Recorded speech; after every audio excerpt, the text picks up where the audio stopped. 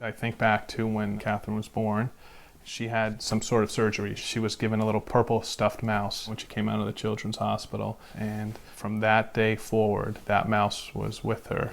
And she carried that mouse everywhere she went. And that was the first sign of her loving animals. My first impression of Catherine when I met her was just, she had this quiet calmness about her, that beautiful red hair and those bright eyes. You could also see a little sparkle in there that maybe there was a little more behind those blue eyes. I could see why animals were drawn to her. I think that was one of her very special qualities. I still remember the day she came in with her animal shelter business cards. The title was Caretaker of Catherine's Animal Shelter. Catherine took riding, and so every single week we'd go to riding and she'd walk the horse back up to the barn. She spent more time in the barns. Right. Taking care of the animals, rubbing their noses. And actually in the lesson. She didn't like to be the center of attention, and I think when she was in the barn with these animals, nobody was looking at her. After 6 or 7 months, they had said she really needs to start thinking about showing. So she agreed to that. She agreed, and she was getting excited about it. Yeah. But her first show was going to be January 5th.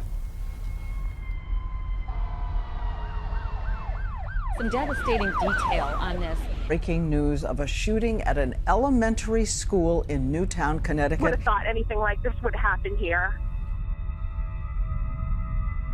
For us, in the days after, we were still trying to come to grips with, she's not coming home.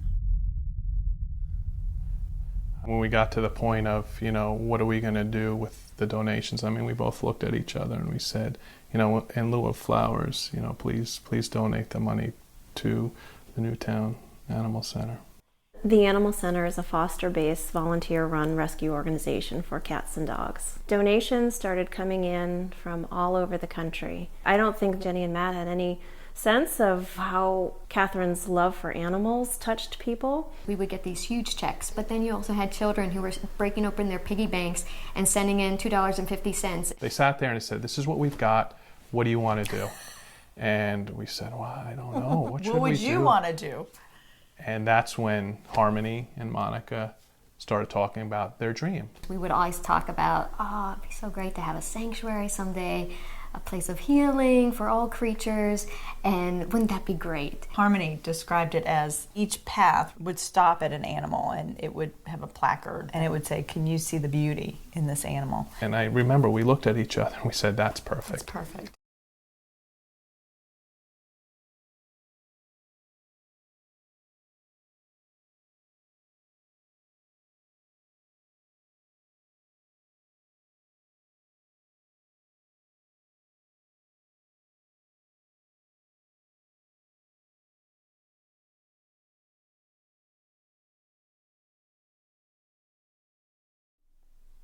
The purpose of the sanctuary is to be a safe haven for animals.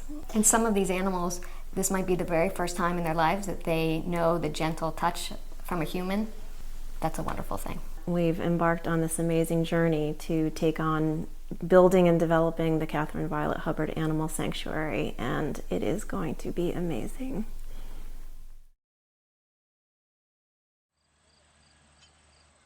This is all about one child's pure dream of healing. That affects me every single day, and it is going to be the core of what's going to take us through the hard days. There are times when I think about her, I'll see a butterfly, you stop and think about her. She was so special in the way she could, notice the small things. Her spirit was so strong. She was only given us for 6 years. As much as I don't like that, and that makes me just sad, she was here for 6 years.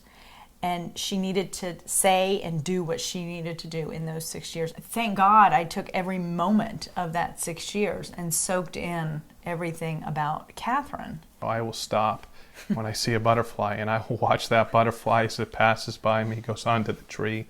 I admire the butterfly, and I have never seen so many butterflies in my life.